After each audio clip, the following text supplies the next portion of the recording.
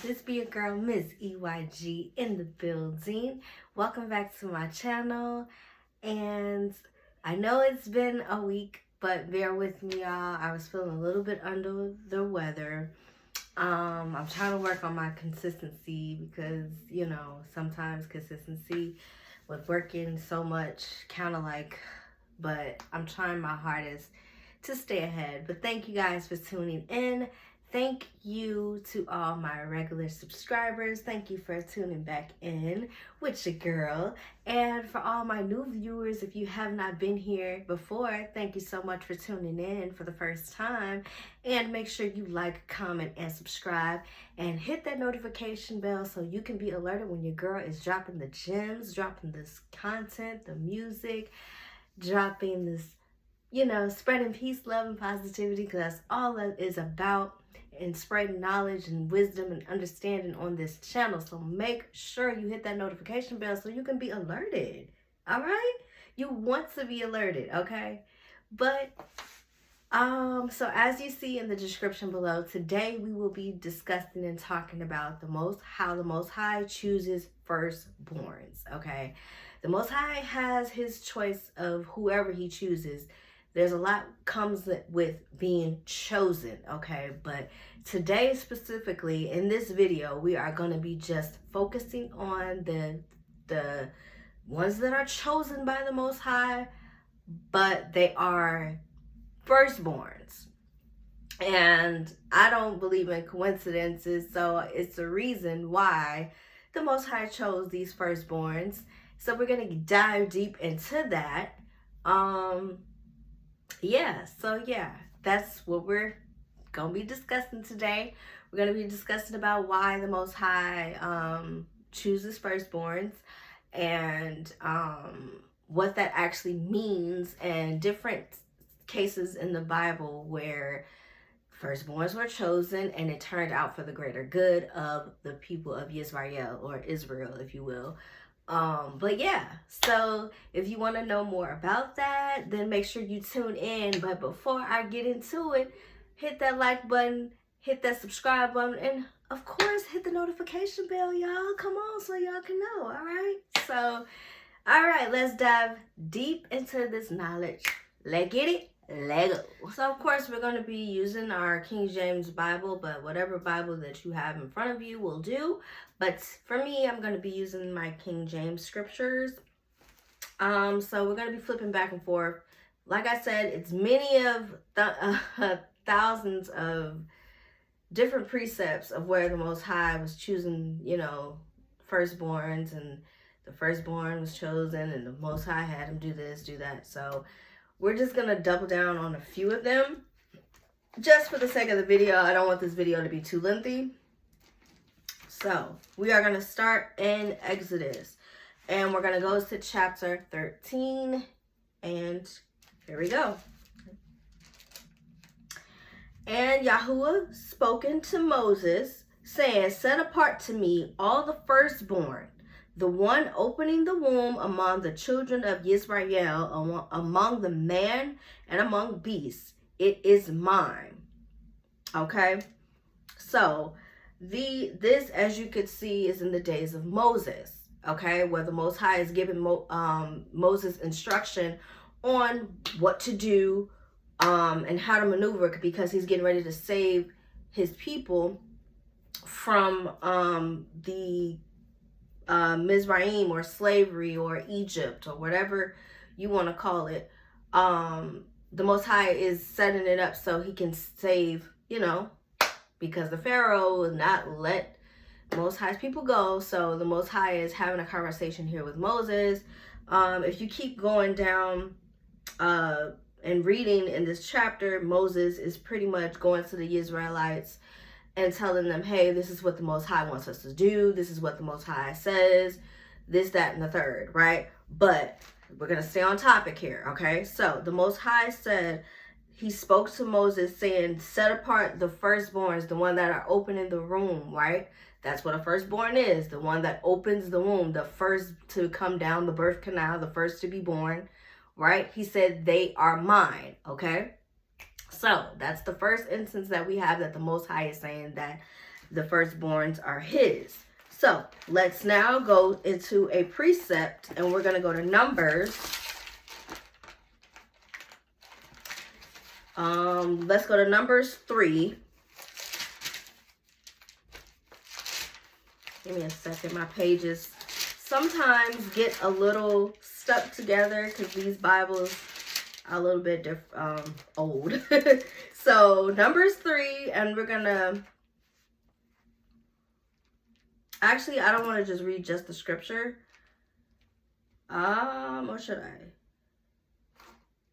You guys can read that on your own. Like I said, I don't want the video to be too lengthy, but I kind of want to stay to the meat and potatoes of my point, so I don't want to get people lost. Okay, so Numbers 3:11. Okay, here we go. And Yahuwah spoke to Moses, saying, Now look, I myself have taken the Levites from among the children of Israel, instead of every firstborn who opens the womb among the children of Israel, and the Levites shall be mine, because all the firstborn are mine. Precept. Because all the firstborn are mine. Okay? On the day that I struck all the firstborn in the land of Mizraim, I set apart to myself all the firstborn in Israel, both man and beast. They are mine. I am Yahuwah.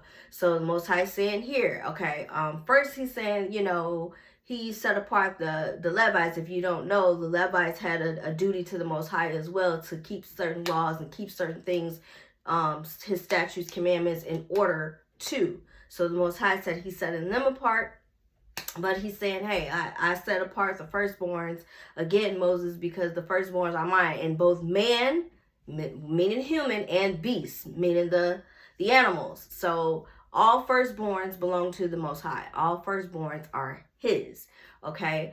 And I like to be a proud witness to saying that I am a firstborn on my mother's and my father's side. So I'm a firstborn. Hey, hey. And my husband, he was a firstborn on both his mother and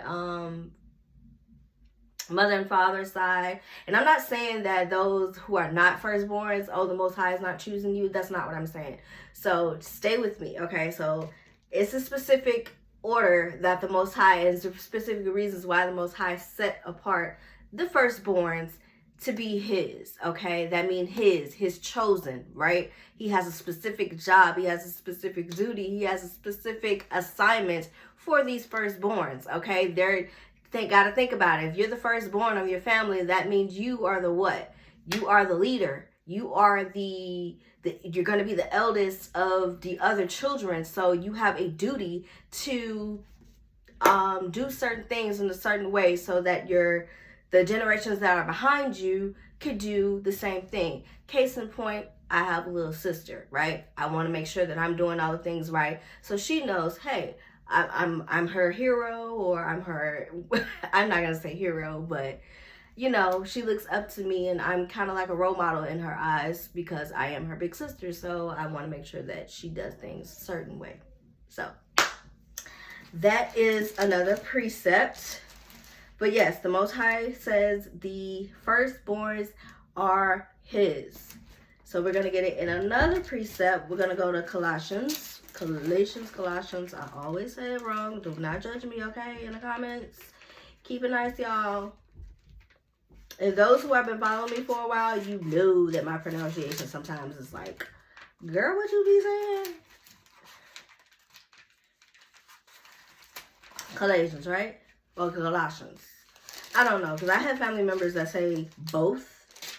So they kind of confuse me with it, even though I'm not going to blame them, but I'm blaming them, you know? So Colossians, however you pronounce it, chapter 1, and we're going to go down to verse 14.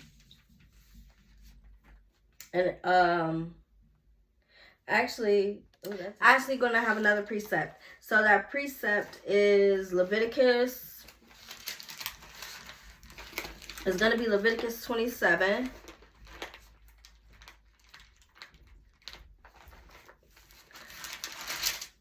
Leviticus 27, and we're going to go, oh shoot,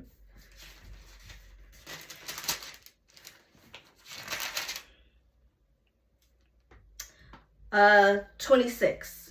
However, a firstborn of the beast, which is the firstborn to Yahuwah, no man sets it apart, whether bull or sheep, it belongs to Yahuwah.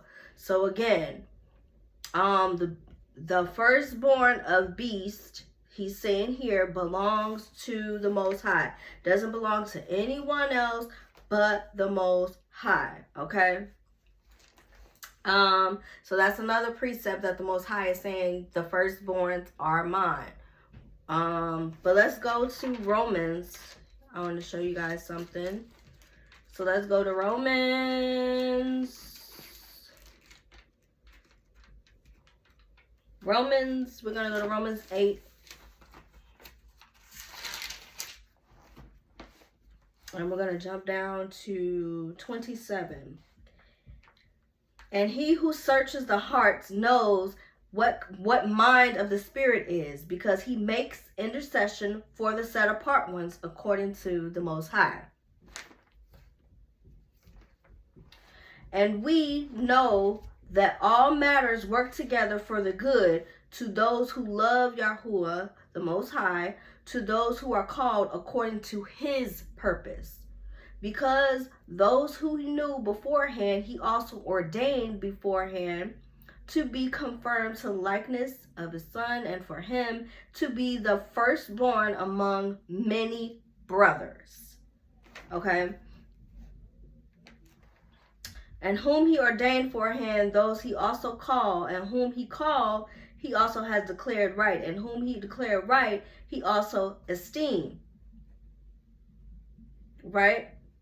And what then shall we say to this? If Yahuwah is for us, who shall be against us? So again, those who the Most High called know beforehand. If he's choosing someone as a firstborn, right? If he's choosing these firstborns, he's basically saying, I'm ordaining you, right? I'm setting you apart. I am calling you for a certain purpose. I'm ordaining you for a certain purpose, right? He's declaring you for a certain purpose. So again, these firstborns and being a firstborn and being a firstborn chosen one is very, very crucial and important, because there's something big that the Most High has you ordained to or ordained for. Like, there's a big purpose for that. It's not a coincidence. It's you have an ordained purpose and an ordained calling on your life. So yeah, the Most High does not play about his firstborns. And not only that, you guys, look at all the firstborns that the Most High had chosen, right? Abraham wasn't the firstborn, I don't believe. But Isaac wasn't the firstborn, but he still had a mission. Jacob wasn't the firstborn, or Jacob, but he still had a mission, right?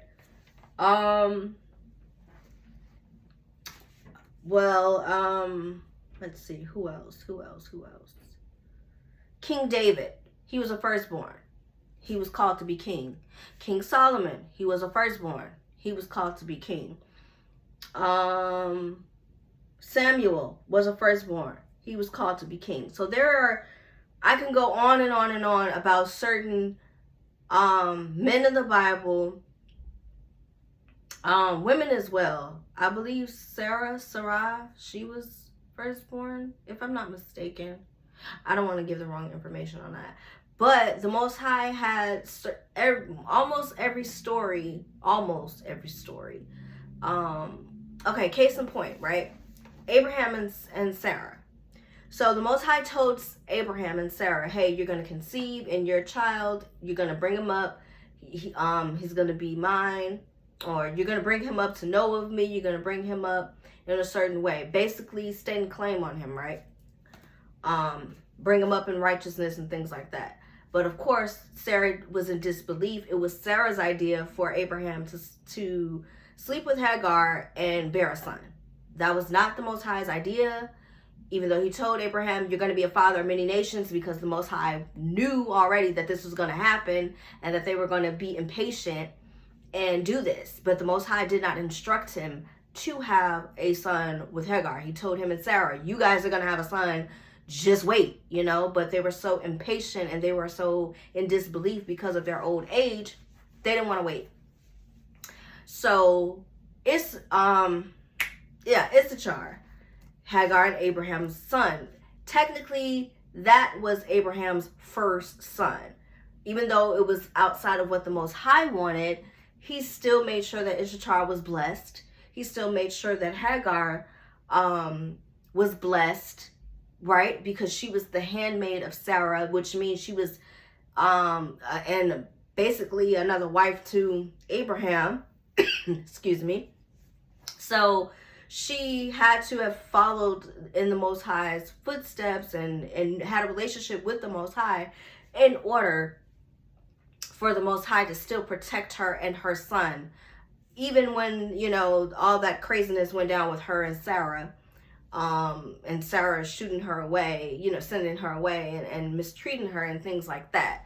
So against all that, you know, but the Most High, he still blessed Issachar, but his legacy, his bloodline, his lineage was passed down to Isaac, even though technically Isaac was not the firstborn of Abraham. He was the firstborn of Abraham and Sarah, which are the Most High's chosen, right? Abraham was chosen, Sarah's chosen. Her womb was chosen. It just was barren for a while. And that's another reason how you know the Most High chose her. Wombs, Most High chooses barren wombs. And what did the Most High say? I'm choosing the firstborn. So I want the firstborn to be out of the barren womb so you can know who I am. Okay? So yeah, he wasn't the firstborn of Abraham, but he was the firstborn of Abraham and Sarah, which is what the Most High intended in the first place. He wanted Abraham and Sarah to pass down this bloodline of righteousness the right way, you know. And same thing with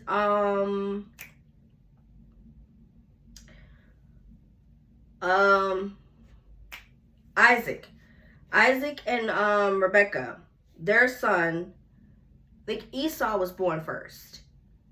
But Jacob, he was born second, right? Esau was, I guess you could look at Esau as being the evil one, right? The one that's not in righteousness. So, but here comes Jacob, you know, he's the one that was chosen, even though he's the second born. He was the one that was chosen to carry on Isaac's lineages and the laws and the statutes of the Most High to keep it going through the bloodline, right? So these are a couple of instances that were, you know, were acceptable, that the Most High still chose his bloodline and his lineages to pass through, even though it wasn't the firstborn. I'm just trying to make a point here. Even Jacob, with his two wives, Rachel and Leah, right? Rachel was barren while Leah was able to conceive. I'm not saying that Leah's children weren't chosen, but specifically who was chosen? The firstborn of Abraham and Abraham and Rachel, right? The firstborn of Abraham and Rachel was Joseph or Yosef, right? And who did Joseph grow to be? Kings. Who was Jacob's favorite child? Joseph. That's why all his Joseph brothers, they hated him, and they came up with that whole story, oh, Joseph got killed when they really sold him and all that, because they envied their brother because their father loved him more. Why? Because he was chosen. He was the firstborn of, he wasn't the firstborn of Jacob, because Jacob had other children with Leah, but he was the first one of the barren womb, which was Rachel. So he was the first one from Rachel and Leah. So those instances, Most High definitely chose outside of the firstborns, but in a way they kind of were still the firstborn. So yeah, the Most High, he definitely has his reasons for choosing firstborns. He wants them to be the leader. He wants them to be the reign, the ones that, hey, like I said, set the ground rules and actually pass down his laws and his commandments and his statutes through, to the generations that are behind him. So there are a lot of other, I'm trying to think of another, who was another firstborn? Samuel, right? With Hannah, she was barren, and her first son was, she had literally, because she was so barren, after a prayer, I told the Most High, this is my first son, I will give him to you. If you open my womb, I will give him to you. I will give you my son. And she did exactly that. She gave her son to the Most High. And he was his, and that was her firstborn. You know what I mean? So it's a lot of instances where the Most High chose firstborns.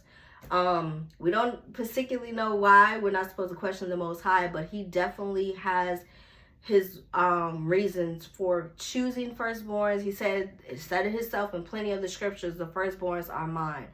I love my firstborns, they are mine, both in beast and in man, meaning both human firstborns are mine and both the animals, they are mine. So there's nothing you could do, right? They are chosen, they are his. Okay, so meaning that they must have a significant purpose for his divine plan, and yeah, they have a duty to carry it out. So yay, firstborns.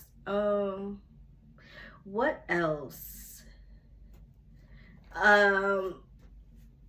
Yeah, so firstborns are kind of like the chosen ones, but I'm not gonna say, like I said, all firstborns are not just the only chosen ones. The Most High has said it countless of times that he chooses who he please. He chooses who he wants. They have a job to do, they have a will to do, and it doesn't matter what their circumstances is, what their past was. Like, you can see, like, oh no, I'm sorry, I did misspeak. David wasn't the firstborn. I'm so sorry. David was the youngest, but he was chosen. That's another instance that Most High doesn't choose all firstborns, but I'm so sorry, I had to catch that.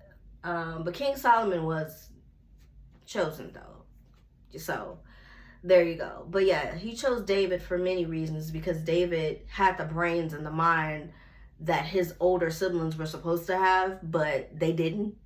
He was like, I ain't scared, I'll go fight Goliath, I ain't scared. And he's like a little boy, and they're like, no, I don't want to go, I'm scared. And little old David is like, put me out there, I'll do it. Put me in, coach, I'll do it. You know what I'm saying? So excuse me and pardon me for that. I had to catch myself. I'm like, wait a minute. Yeah, David was the youngest. What am I talking about? So sorry about that, y'all. Caught myself. Thank you. You're about to tear me up in the comments, but thank you. I got it.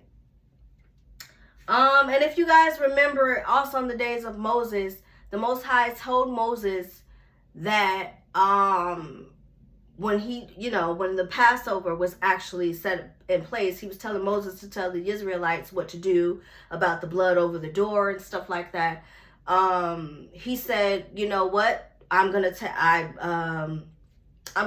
the firstborns of Egypt so that they can know that I'm the Most High. So the Most High deliberately took the lives of every firstborn that was in Egypt, including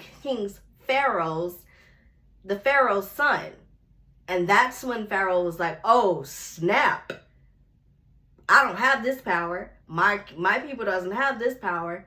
He's taking me. Okay, Israelites, y'all could go with him, because he just took my son, so, and even then he still chased after them. But the Most High did that for a reason. He, one, wants to show you that he is the Most High, and two, like his word said, all firstborns are his. So yeah, King Pharaoh found out that day that you don't mess with the Most High. When he says let his people go, that's what he means, let them go. But yeah, I was just putting that in there that yes, so the Most High killed the firstborns of Egypt as a sign to Pharaoh that hey, I am who I say I am. I do what I say I'm gonna do, and I'm here to save my people by any means. So if you think I'm playing, I'm gonna take you got my chosens, you got my kids. I'm gonna take yours. You know, so yeah, that's another instance. So I didn't want this video to be too lengthy. I just kind of wanted to. I was doing some, reading, some research, and I was like, hey, I noticed this. So, and I noticed, like I said, I'm a firstborn of my mom and both my parents. My husband, how spiritual he was. He was both. He was firstborn on both sides of his parents. And it just got me to thinking, like, there are a lot of people, a few other people that I know that are on this spiritual journey, and their firstborns are either one or both of their parents. And I just thought that was so interesting because, one, I don't believe in coincidences. I believe that everything is set up in the divine plan and everything is set up perfectly. So I'm like, wait a minute, I'm just the firstborn, he was the firstborn. And I'm like, I do remember the Most High saying that the firstborns are his, and I go researching, and the more I'm reading the Bible over and over, and I'm like, oh, the Most High did choose a lot of the firstborns. So I can't really tell you all of the firstborns, but like I said, I gave you a couple, I gave you a few instances. So if you want to go check those stories out and kind of get more of your understanding or more of your own understanding, maybe I didn't answer a question correctly or whatever, but if you want to get more of your own understanding, so yeah, just go read. Like, the Most High does not play, but anyone can be chosen by the Most High. But I just thought this was very, very interesting to see how serious he is about certain firstborns. But yeah, again, make sure you guys go check out at your own risk, and do your own research. Always, always, always do your own research. Go read your Bibles, spend some time with the Most High. Maybe he will open your eyes to certain things that he has not opened my eyes to as of yet. And you can come back to this video or any video, and we can talk about it. All right. Let me know in the comments if there's any story in the Bible that you would want to see or get help see me go dive deep into, or anything like that. Okay, but that is it for this video. Again, thank you guys for watching, and this is your girl Miss EYG Queen Era signing off. I love y'all. Be blessed.